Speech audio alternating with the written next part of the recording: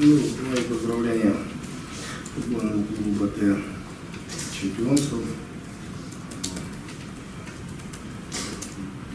В этом году оно, в общем-то, неоспоримое, заслуженное.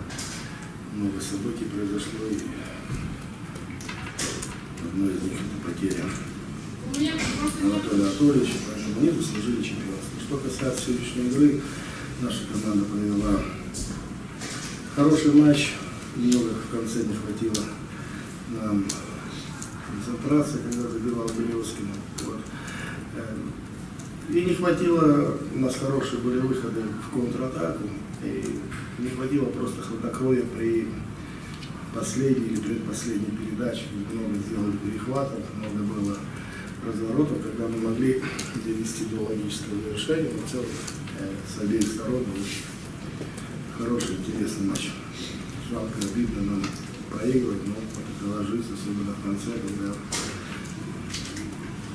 немного, в общем-то, мы, хотя мы не приехали за ничего, мы приехали играть на победу, приехали, в принципе, те моменты, которые мы перед говорили, они могли воплотиться так. Поздравляю, Батэ. Спасибо.